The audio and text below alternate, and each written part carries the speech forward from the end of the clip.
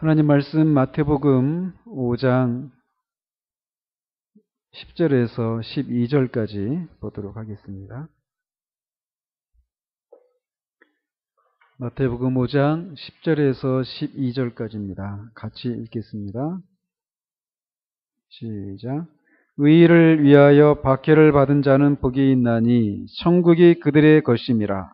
나로 말미암아 너희를 욕하고 박해하고 거짓으로 너희를 거슬러 모든 악한 말을 할 때에는 너희에게 복이 있나니 기뻐하고 즐거워하라. 하늘에서 너희의 상이 큼이라. 너희 전에 있던 선지자들도 이같이 박해하였느니라. 아멘. 지난주에 말씀드린 것처럼 의를 위하여 박해를 받는 자의 복에 대해서 지난주에 살폈는데 지난주에 말씀드린 것처럼 한 번 더 보도록 하겠습니다. 본문은 어쩌면 이제 이번 추석 때 이번 주일날 오전에 말씀을 전했던 것과 어느 정도 이렇게 겹치는 본문이기도 한데 오늘날 이게 교회에서 잘 찾아볼 수 없는 모습을 오늘 본문이 보여주고 있다고 생각이 듭니다. 결론부터 말씀을 드리면 바로 소위 내세신앙이라고 하는 그런 모습입니다. 천국을 소망하면서 천국의 소리가 받을 그 상급을 생각하면서 주님 때문에 받는 박해를 인해서 기뻐하고 즐거워하는 그런 삶을 살아가는 모습, 이런 모습을 오늘날의 시대에는 잘 찾아볼 수가 없다라는 거예요. 이런 내세를 소망하는 그런 얘기들은 이제 살 날이 얼마 남지 않은 그런 어른들이나 시한부 인생에게나 해당이 되는 듯한 그런 생각들이 지배적인 그런 시대를 우리가 살고 있다란 말이죠. 따라서 오늘 저는 이 본문을 통해서 성경이 말하는 그리스도인의 모습이 어떤 것인지 잘 보여주고 있다고 생각을 해서 이 본문을 통해서 현대 그리스도인들이 입고 있는 신앙의 한 형태에 대해서 살피고자 합니다. 오늘 본문을 통해서 주님은 어떤 사람이 그리스도인인가 또는 그리스도인이 아닌가를 알아볼 수 있는 그런 두 가지 방법 중에 한 가지를 우리에게 제시해주고 있습니다. 어떤 사람이 그리스도인인가 아닌가를 알아볼 수 있는 방법은 크게 두 가지가 있다고 볼 수 있습니다. 하나는 뭐냐면 그 사람 자체를 보는 거예요. 그 사람 자체를 보면서 그 사람 안에서 우리가 살펴봤던 이런 팔복의 그런 성격들이 드러나고 있는가, 이런 것들을 보면 알 수 있죠. 또 하나는 그 사람이 다른 사람을 대해서 어떻게 반응을 하는지, 특별히 이 세상에서 일어나고 있는 여러 가지 일들에 대해서 그가 어떻게 반응을 하는가, 이런 모습을 통해서도 그가 그리스도인인가 아닌가를 알 수 있다는 겁니다. 오늘 본문은 이 두 번째 방법에 해당이 된다고 볼 수가 있죠. 즉 특별히 세상에서 일어나는 여러 가지 일들 중에 그리스도인으로서 주님 때문에 박해를 받게 되어 있는데 그 박해에 대해서 어떤 반응을 보이는가에 따라서 그 사람이 그리스도인인지 아닌지를 알 수 있다는 겁니다. 그러면서 이제 주님께서는 이 본문 말씀을 통해서 그리스도인이라고 하는 사람이 어떤 존재인지에 대해서 세 가지를 이렇게 제공하고 있습니다. 첫 번째로 알 수 있는 것은 그리스도인과 비그리스도인은 전혀 다른 사람들이다라고 먼저 말씀해주고 있습니다. 예수 그리스도의 복음은 그리스도인과 비그리스도인을 명백하게 구별해 줍니다. 우리가 지난주에 살펴본 대로 그리스도인이 비그리스도인들에게 박해를 받는 것은 그리스도인이 그리스도인이 아닌 사람들과 다르기 때문이다라고 말씀드렸습니다. 그리고 그리스도인은 자신들의 주님을 닮기 마련인데 그것 때문에 항상 박해를 불러온다라고 말씀드렸어요. 그래서 실제로 우리 주님도 자신이 이 세상에 오신 목적에 대해서 이렇게 마태복음 10장에서 이렇게 말씀하시죠. 내가 세상에 화평을 주러 온 줄로 생각하지 말라. 화평이 아니요 검을 주러 왔노라. 내가 온 것은 사람이 그 아버지와 딸이 어머니와 며느리가 시어머니와 불화하게 하려 함이니 사람의 원수가 자기 집안 식구리라 라고 말씀하셨습니다. 우리 주님도 그의 가족들에게 미친 사람 취급을 받기도 했고 요한복음에서는 그의 형제들에게 조롱을 당하기도 하셨습니다. 우리 주님이 그런 삶을 사셨단 말이에요. 그런 것처럼 주님을 닮은 우리들도 우리의 상전이신 주님이 사셨던 삶 이상한 것을 살 수 없다라는 것입니다. 따라서 우리 주님이 이 세상에서 아까 말씀드린 그런 대접을 받은 것처럼 우리도 그런 대접을 받는 것이 당연하다라는 거예요. 어쩌면은 이번 추석 때도 여러분들이 이것을 목격했을 거예요. 가족들 안에서. 세상이 우리 주님을 박해하는 이유가 우리 주님이 세상과 달랐기 때문에 박해를 했던 것처럼 우리도 세상과 다르기 때문에 박해를 받게 되어 있다는 거예요. 그러므로 박해를 받게 되어 있는 이 그리스도인은 비그리스도인들과 근본적으로 다른 사람들이다라고 주님이 먼저 말씀해 주고 있다는 거예요. 다르기 때문에 박해를 하니까 결국 그리스도인은 비그리스도인들과 다른 사람들이다. 근본적으로 다른 사람들이다라는 겁니다. 흔한 말로 우리가 우스갯소리에 그런 얘기 하잖아요. 교회 오빠. 그죠? 우리가 교회 오빠 같은 그런 사람들이라면 박해를 받지 않습니다. 착하고 친절하고 다른 사람의 유익을 도모하고 우리가 흔히 세상 사람들이 교회 오빠라고 생각할 때 떠올리는 어떤 선하고 착한 그런 사람들이라면 세상은 오히려 그런 사람들을 좋아합니다. 그러나 우리가 근본적으로 그리스도로 말미암은 우리가 근본적으로 새로운 피조물이 되었다라고 할 수 있는 진짜 그런 그리스도인이 된다라면 우리는 핍박을 받게 되어 있단 말이에요. 왜? 다르기 때문에. 교회 오빠라고 할 때 그 사람들이 칭찬하는 것은 나도 교회를 다니면 저 사람처럼 착하고 친절한 사람이 될 수 있을 텐데 라고 하는 그런 생각을 갖고 있단 말이죠. 그러니까 핍박을 안 받아요. 그러나 우리가 진짜 그리스도인이 되면 완전히 세상이 이해할 수 없는 그런 사람이 되어버리기 때문에 핍박을 받게 되었다는 거죠. 그 존재 자체로 그 사람들을 정죄하는 것 같은 그런 생각을 불러일으키기 때문에 핍박을 받게 되었다는 거예요. 그래서 이렇게 주님이 그리스도인이 박해를 받는다라고 하는 것을 통해서 그리스도인은 비그리스도인과 근본적으로 다른 존재들이다라고 말씀해주고 있다는 거예요. 그리고 두 번째로 주님이 또 우리에게 말씀해주고 있는 것은 어떤 사람이 그리스도인인가? 그리스도인은 그 삶이 예수 그리스도를 위한 것이다 라고 말을 하고 있습니다. 그리스도인이 살아가는 삶의 전 목적은 자기를 위해 사는 것이 아니라 그리스도를 위해 사는 것이라는 거예요.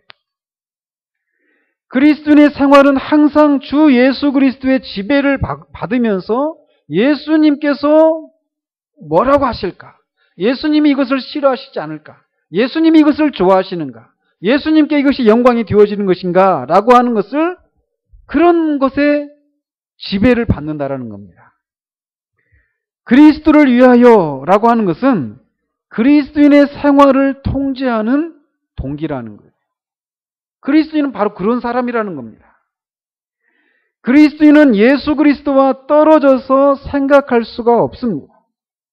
그리스도의 죽으심과 다시 사심을 통해서 우리가 죄 용서를 받고 새로운 본성을 가진 사람으로 태어나게 되었습니다.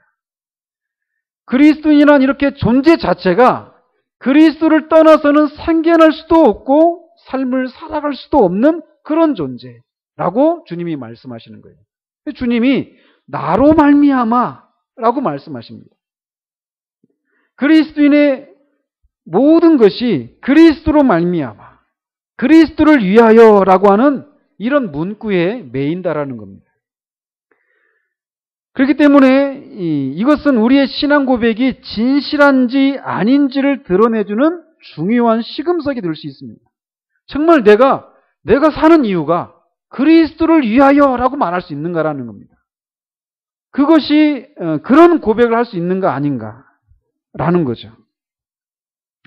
우리가 참된 그리스도인이라면 우리가 때로는 그리스도를 위한 삶에서 때로는 실패하더라도 우리의 소원은 그리스도를 위하여 그의 이름을 찬양하고 그에게 영광 돌리기 위해서 산다라고 말할 수 있어야 된다는 겁니다.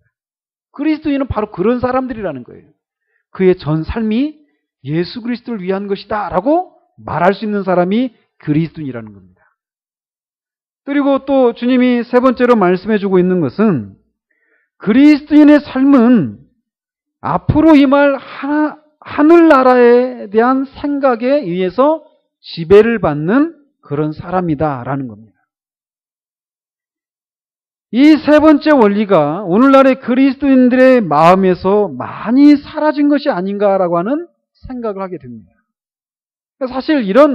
사실은 어떻게 보면은 교회 안에 있는 많은 사람들이 사실은 그리스도인이 아니기 때문에 하늘나라에서 우리가 받게 될, 또 주님을 만나게 될 그것을 소망하지 않는, 그것에 의해서 이 세상을 살아가는 그런 모습이 없는 것이 아닌가라고 생각을 하기도 합니다. 주님은 기뻐하고 즐거워하라. 하늘에서 너희 상이 큼이라. 너희 전에 있던 선지자들도 이같이 박해하였느니라 라고 말씀을 하십니다. 이렇게 하늘에서 받을 상급을 인해서 이 땅에서 그리스도인의 삶을 살았던 것은 신약 성경에서 우리에게 가르쳐주고 있는 중요한 가르침 중에 하나라는 겁니다. 우리가 이번 주일에도 살펴보았던 것처럼 히브리서 11장은 믿음의 영웅들에 대한 얘기가 가득합니다. 이 사람들의 공통적인 삶의 특징은 영원한 본향을 찾는 삶이었다라는 거예요. 비록 이 땅에 살고 있지만 그들의 관심은 이 땅이 아니라 하늘에 있었다라는 거예요. 그게 바로 그런 가치관에 의해서 이 땅을 살았다는 말이죠. 그게 그리스도인이라는 거예요. 그렇지만 비그리스도인은 이 세상 너머의 세계에 대해서 의도적으로 생각을 하지 않으려고 합니다. 또 관련해서 죽음에 대해서도 직면하지 않으려고 합니다. 어떻게든 이것을 지연시켜 보려고 하고 죽음과 죽음 너머에 있을지도 모르는 세계에 대해서는 생각하지 않으려고 합니다. 그렇기 때문에 그들의 관심은 어떻게 하든 죽음을 지연시켜 보려고 하는, 그래서 건강의 문제에 집착을 하는 거예요. 그리고 또 하나는 그런 죽음 또는 죽음 너머에 있을지도 모르는 그 세계에 대한 것을 생각할 때 밀려오는 두려움들을 몰아내기 위해서 여러 종류의 쾌락에 그들이 집착하는 이유가 바로 그런 것이라는 거죠. 비그리스도인이 죽음이나 영혼에 대해서처럼 그렇게 싫어하는 것이 없습니다. 하지만 그리스도인은 이런 일들을 매우 많이 생각하며 이것이 이 땅을 지나는 그들의 삶을 움직이고 결정한다라는 거예요.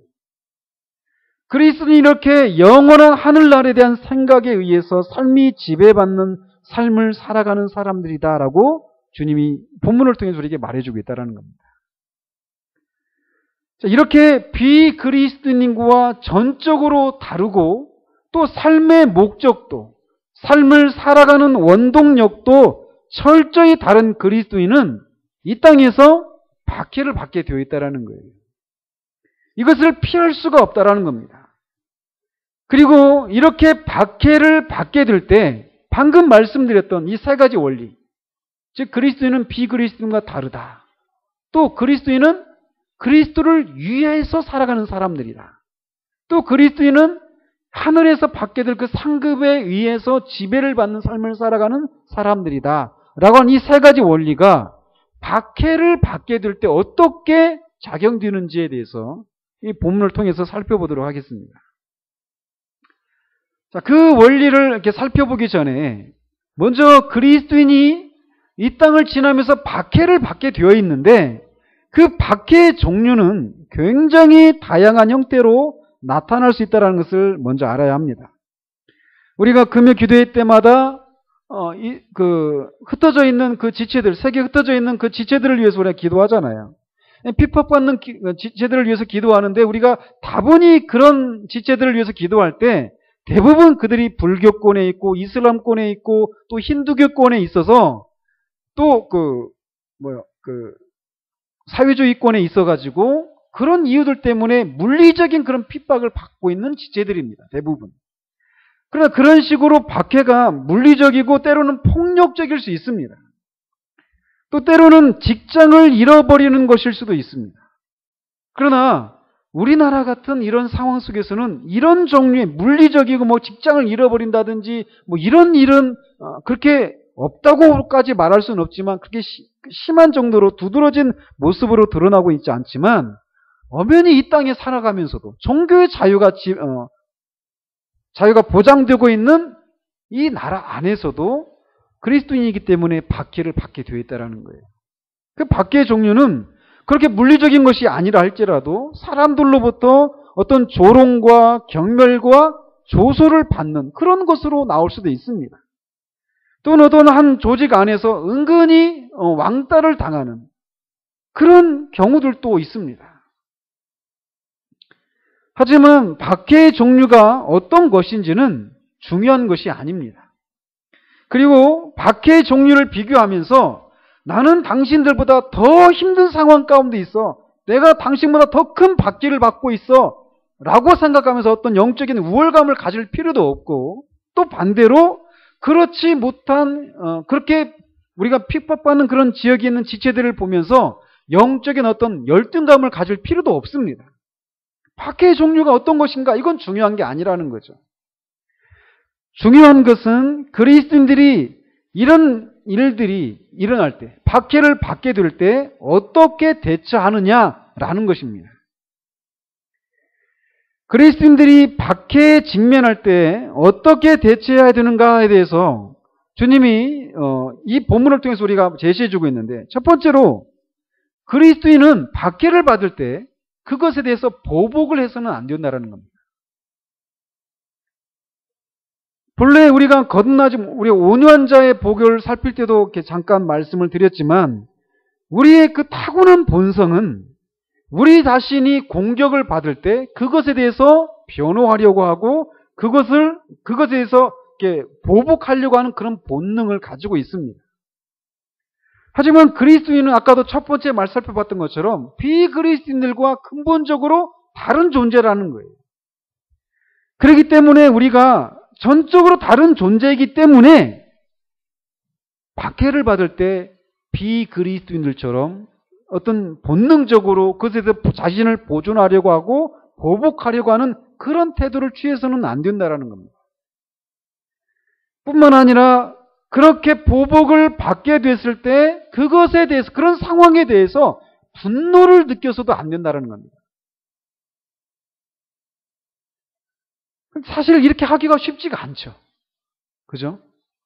그러니까 우리가 그런 대부분 우리를 어렵게 하는 사람들에게 어떤 해코지를 한 것도 아니고 오히려 그들에게 더 유익을 끼치려고 하고 어떤 자기 희생적인 삶을 살고 이렇게 했음에도 불구하고 그렇게 박해를 받을 때 우리의 이 옛 본성은 그런 것을 볼 때 억울한 느낌을 받을 수 있단 말이에요. 그죠? 그래서 분노하기 쉽단 말이죠. 그러나 그렇게 해서는 안 된다라는 겁니다. 어렵지만 우리는 그것을 넘어서야 한다라는 겁니다. 왜냐? 분노가 치밀어 오는 것을 그냥 억지로 참는 것, 이게 그리스도인의 삶이 아니기 때문에 그래요. 분노를 억제하는 이런 정도가 아니라 그것을 뛰어넘어야 된다는 겁니다. 주님이 말씀하시는데 기뻐하고 즐거워라고 말씀하셔요. 그것에 대해서 보복하지도 말고 분노하지도 말고 또는 그런 박해를 받는 것을 인해서 우리가 의기소침해하고 기가 꺾여버리는 우울해하는 그런 삶을 살아서도 안 된다라고 말씀하십니다. 우리가 생각할 때 억울한 일을 당하면 그것도 우리가 그리스도인이라고 하는 이유로 인해서 그런 억울한 일을 당하면 내가 왜 이런 취급을 당해야 하는가라고 하는 생각이 밀려오기가 쉽습니다. 그래서 억울하다라고 생각을 한다는 거죠. 그것도 한두 번이 아니라 평생을 이렇게 살아야 한다고 생각한다면 갑자기 신앙생활이 우울해지고 갑자기 어두워지고 힘들게 느껴진다는 거죠. 그러나 이런 태도 역시 주님이 인정하지 않는 모습이라는 겁니다. 주님은 오히려 기뻐하고 즐거워하라 라고 말씀하십니다. 이것이 그리스도인의 삶이에요. 박해를 받는데 보복하지도 않고 분노하지도 않고 억울하게 생각하면서 의기소침해하지 않는, 우울해하지 않고 그걸 뛰어넘어서 기뻐하고 즐거워할 수 있는, 그게 그리스도인이라는 거예요. 그리스도인은 박해를 받으며 다른 사람들에게서 터무니없는 말로 갖은 비난을 받을 때 기뻐하고 즐거워할 수 있는 존재라는 겁니다. 이것이 그리스도인이라는 거예요. 자연인은 그리스도인이 아닌 사람은 자신이 박해를 받게 되면, 신앙 때문이 아니라 어떤 여러 가지 이유로 자신이 억울한 누명을 쓰고 박해를 받으면 그것에서 보복하려고 하고 분노하고, 더더군다나 그 상황에서 기뻐하고 즐거워라 라고 말하면 미친 짓이라고 말한다는 거죠. 그러나 그리스도인은 이런 자연인이 상상할 수도 없는 일을 하는 사람들이 바로 그리스도인이라는 거예요. 그리스도인이 이렇게 비그리스도인과 완전히 다른 존재라는 거예요. 이해할 수가 없는 존재라는 거죠. 그렇다고 해서 그리스도인이 박해 자체를 즐거워하고 기뻐하라 라고 하는 것은 아닙니다. 십자가는 언제나 십자가예요. 고난은 고난이고 박해받는 것은 슬프고 마음이 아프고 상처를 받는 일인 것은 분명합니다. 그러나 그런 모습이 그렇게 고난을 당하면서 슬퍼하고 박해를 받으면서 슬퍼하는 것은 당연한 것이지만, 이 모습이 자연스러운 것이고 당연한 모습인 것 같지만 그리스도인은 거기서 그치지 않는다라는 거예요. 박해 자체가 즐거워서 즐거워하는 이런 이상한 존재가 아니라는 거죠. 오히려 그런 상황을 보면서 슬퍼하고 애통해하고 또 그렇게 박해를 하는 그 사람들이 죄와 사탄의 지배 아래 있기 때문에 그렇게 되고 있다라고 하는 것을 보면서 슬퍼하는 그런 현실이 정상적인 상황이 아니기 때문에 슬퍼할 수 있는 그런 사람이라는 거예요. 박해 자체가 즐거워서 기뻐하고 즐거워하는 것이 아니라. 그렇다면 어째서 우리가 박해를 받을 때 기뻐하고 즐거워할 수 있는가, 또 즐거워하라고 하시는가라는 겁니다. 주님은 박해를 받을 때 기뻐하고 즐거워하라 라고 말씀하시면서 하늘에서 너희의 상이 큼이라, 너희 전에 있던 선지자들도 이같이 박해를 받았다라고 말씀하십니다. 이 말씀을 통해서 우리가 박해를 받을 때 무엇을 말해주기 때문에 우리가 기뻐하고 즐거워할 수 있는가라는 것을 우리가 깨달을 수 있습니다. 첫 번째로 뭐냐면, 우리가 박해를 받는다라고 하는 것은 우리가 선지자들과 같은 사람이라고 하는 것을 말해주기 때문입니다. 우리가 그리스도를 위해 박해를 받고 욕을 당한다면 우리가 선지자들과 같은 사람이라는 것을 말해주기 때문이라는 거예요. 우리는 하나님의 선택받은 종들이고 지금은 하나님과 함께 있어서 영광 중에 기뻐하는 그 수많은 선지자들과 같다라는 것을 우리가 박해를 받고 있는 것이 말해주고 있기 때문에 기뻐할 수 있다라는 겁니다. 선지자들은 이 땅에서 하나님이 전하라는 메시지를 가감없이 전하고 말씀에 위배되는 삶을 사는 자들을 책망하고 그들에게 임할 화에 대해서 거침없이 말한 결과 사람들로부터 핍박을 받았습니다. 그러나 거짓 선지자들은 사람들이 듣고 싶은 메시지를 전했기 때문에 사람들에게 칭찬과 인기를 누렸지만 참된 선지자들은 언제나 이렇게 핍박을 받았다라는 거예요. 그러나 우리가 알다시피 그들이 그렇게 핍박을 받은 것으로 끝이 난 것이 아니라는 거죠. 그들은 지금 하나님의 영광 중에 기뻐하고 있다는 겁니다. 이것이 우리 주님이 모든 일을 승리를 쟁취하시는 방법을 이런 식으로 취하고 계시다라는 거예요.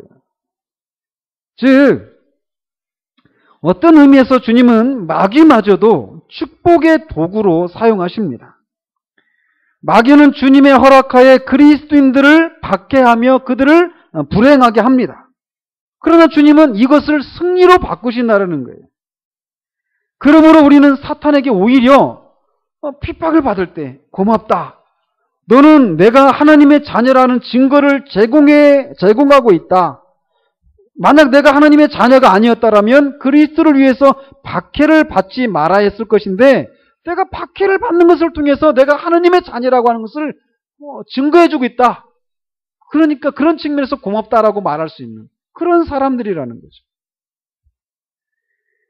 야고보 사도는 그의 서신에서 이것이 우리들의 부르심과 자녀됨의 증거고 우리가 하나님의 자녀됨을 확실히 알게 하는 것이다라고 말하고 있습니다.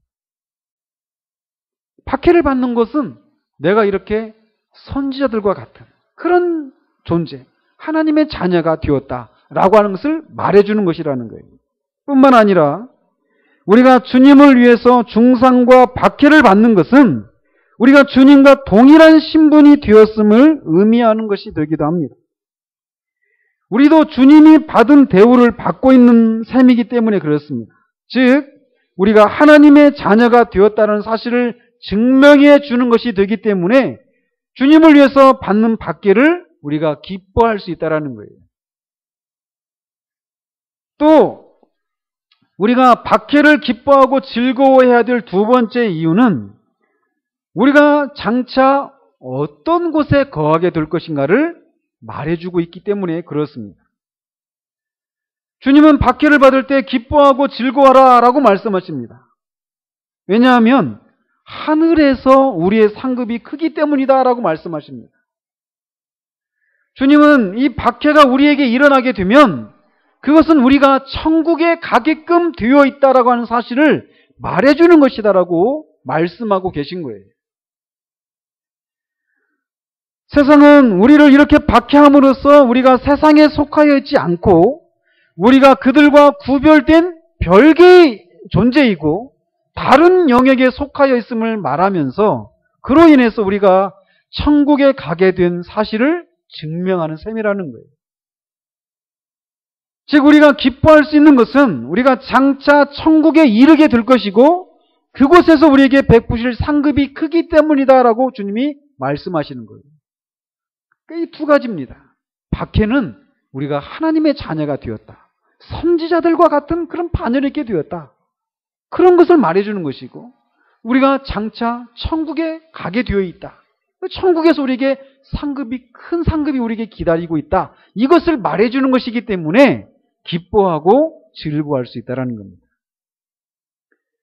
그런데 오늘날 천국에서의 상급을 기대하면서 신앙생활을 하는 것을 마치 저급한 것인 것처럼 여겨지는 그런 현실을 우리가 보게 됩니다. 그래서 마치 어떤 보상이나 처벌 따위에는 관심이 없이 그리스도인의 생활에서 그냥 순전한 그런 기쁨을 누린다라고 하는 그런 생각을 가지고 있는 사람들이 우리 주변에 많이 있어요. 그러나 우리가 기억을 해야 됩니다. 오늘 본문에서처럼 주님은 하늘에서 너희의 상급이 크다라고 말씀하십니다. 이것 때문에 기뻐하고 즐거워하라고 말씀하셔요. 또 히브리서에서도 주님이 주님의 삶에 대해서 이렇게 말씀하고 있죠. 12장 2절에서 믿음의 주요 또 온전하게 하시는 이인 예수를 바라보자. 그는 그 앞에 있는 기쁨을 위하여 십자가를 참으사 부끄러움을 개의치 아니하시더니 하나님 보좌 우편에 앉으셨느니라. 주님도 이 고난 십자가 후에 있게 될 그 기쁨을 위해서 십자가를 참으셨다라는 거예요. 즉 상급을 기대하는 그런 신앙 때문에 십자가를 참으셨다라는 겁니다. 그러면서 그 주님에 대해서 믿음의 주요라고 말씀하십니다. 즉 믿음의 챔피언이다 이런 의미입니다. 그렇게 사셨던 주님의 삶이 바로 믿음이 어떤 것인가, 믿음으로 사는 것이 어떤 것인가라는 것을 너무나도 정확하게 보여주고 있는 모습이라고 말해주고 있는 거예요. 그러니까 천국에 대한 상급을 기대하면서 이 땅을 살아가는 것은 너무나 당연한 모습이라는 겁니다. 우리 주님만 그렇게 사셨던 것이 아니라 바울도 그랬습니다. 바울도 디모데후서 4장 8절에서는 자기 앞에 기다리고 있는 의의 면류관이 자기 앞에 기다리고 있다. 그리고 주의 나타나실 것을 사모하는 모든 자들에게 그렇게 의의 면류관이 기다리고 있다라고 말을 합니다. 그래서 이 땅에서 믿음의 사는 싸움을 싸우고 다 싸웠다라는 거예요. 그리고 그에게 기다리는 것이 그렇게 의의 면류관이라는 겁니다. 즉 의의 면류관을 기대하면서 이 땅에서 믿음의 선한 싸움을 싸우고 달려왔다라는 겁니다. 그렇게 바울도 상급에 대한 그런 기대를 가지고 이 땅에서 삶을 살았을 뿐만 아니라 그는 상급에 대한 기대에서 뿐만 아니라 장차 하늘에서 받게 될 심판에 대한 두려움 때문에라도 이 땅에서 십자가를 지는 그런 삶을 살았다라는 것을 고린도전서 3장 10절에서 15절에서 말을 해주고 있습니다. 거기서 보면은 나중에 하나님께서 각자가 어떤 터 위에 그 신앙의 집을 쌓았는지를 시험하게 되는 때가 오게 된다라는 거예요. 불로 그렇게 시험을 하게 될 것이 있는데 그리스도 위에 그걸 세우지 않은 그런 것은 다 불타 없어지게 된다라는 거죠. 그러니까 그러면서 자기가 어떤 터 위에 신앙의 집을 짓고 있는지를 주의하라고 말을 하고 있어요. 즉 자신도 지금 그렇게 살고 있다라는 겁니다. 나중에 주님께서 그것에 대해서 우리의 삶에 대해서 심판하실 것이다라고 하는 것을 생각을 하면서 하늘에서의 상급뿐만 아니라 하늘에서 심판이 있을 것이다라고 하는 것을 생각하면서 이 땅을 살았다라는 거예요. 이렇게 장차 받게 될 보상과 심판의 개념은 기독교에 있어서 아주 중요하다라는 겁니다. 가장 누구보다도 이성적이었을 사람인 바울이 그렇게 장차 누리게 될 보상과 심판에 대한 개념을 가지고 살았다는 것을 기억하고 우리가 이렇게 하늘에서의 상급을 기대하면서 이 땅을 살아가는 것을 부끄러워할 필요가 없다는 겁니다. 오히려 이것이 정상적인 그리스도인의 모습이라는 겁니다. 여러분들은 어떻습니까? 정말 우리가 하늘에서 우리가 받게 될 그 상급을 생각하면서 이 땅을 지나는 삶을 살고 있는가라는 겁니다. 천국을 사모하는 그런 삶을 살아가고 있는가라는 거예요. 이런 삶은 천국을 사모하며 사는 것은 결코 염세주의적인 삶을 살아가게 하거나 우리의 삶에서 불성실한 삶을 살아가게 만들지 않습니다. 지난주 우리가 야곱의 삶을 가지고 잠깐 말씀을 드린 것처럼 오히려 우리가 사랑하는 사람을 만나기 위해서 열심히 일을 하는 것처럼 그렇게 만든다라는 거예요. 그러므로 히브리서 11장에 나오는 믿음의 사람들에 대한 얘기들을 한번 진지하게 우리가 읽어볼 필요가 있습니다. 그들이 왜 그렇게 살았는가? 그들이 왜 이 땅에 좋은 것들을 초계처럼 버리고 죽기를 두려워하지 않는 삶을 살았는가? 왜 그들이 세상이 감당할 수 없는 삶을 살았는가? 한마디로 이 땅은 그들이 머무를 곳이 아니라 자신들의 진짜 본향이 있다는 것을 알았기 때문이라는 거예요. 그곳에서 누리게 될 완전한 복을 바라보았기 때문에 그런 삶을 살았다는 겁니다. 그리스도는 이렇게 종말론적인 사고를 가지고 살아야 할 존재들이라는 겁니다. 우리를 기다리고 있는 것들에 대해서 성경은 많은 얘기를 하고 있지 않습니다. 구체적으로 말하고 있지 않아요. 왜? 우리는 영적인 것들을 육적인 것들로 바꾸는데 아주 선수들이기 때문에 그렇습니다. 그래서 막 천국을 갔다 왔다라 하면서 막 그 천국을 본 얘기를 막 하는데 대부분이 뭐냐? 육적인 것들, 물리적인 것들, 이 세속적인 것들로 그 천국의 영광스러움들을 막 묘사를 한다는 말이죠. 그렇기 때문에 성경은 그것에 대해서 많이 우리에게 말해주고 있지 않습니다. 그러나 분명한 것은 지지난주 오후 예배 때 잠깐 우리가 살펴봤던 것처럼 우리가 그분을 얼굴과 얼굴을 맞대고 보게 될 거라는 거예요. 저는 어제부터 그 조나단 에드워즈의 그 신앙 감정론을 읽고 있는데 너무나 좋아요. 너무 좋은데 거기에서 조나단 에드워즈가 이런 얘기를 해요. 그 신앙 감정론이 이제 그 지은 목적이 그겁니다. 부흥이 막 일어나고 있는데 그런 현상을 이렇게 보면서 그것을 반대하는 한 그룹이 있습니다. 너무 감정주의적이라는 거죠. 너무 열광주의적. 이 감정에 막 치우쳐가지고 잘못된 대로 빠져나가는 그런 사람들을 보면서 그것을 반대하는 한 그룹이 있습니다. 또 한 그룹은 그들이 반대하는 사람이 지적하는 것처럼 너무 한쪽으로 또 감정주의적으로 막 치우쳐 버린 거예요. 열광주의적으로. 그 사이에서 조나단 에드워즈가 참된 신앙에는 감정의 요소가 반드시 있다. 그러나 그 감정의 요소라고 하는 것은 반드시 지식에 근거한 것이고 그 감정이라고 하는 것이 참된 것인지 아닌지, 그 감정이 참된 믿음에서 나온 것인지 아닌지를 점검할 수 있는 그런 시금석들이 있다. 그래서 그런 시금석들이 무엇인지를 이제 말해 준 거예요. 그러면서 어떤 감정이, 신앙 감정이 진짜 그게 은혜로운 감정인지 아닌지를 알 수 있는 그 표지, 적극적인 표지 12가지 중에 11번째 시금석으로 이렇게 제시를 합니다.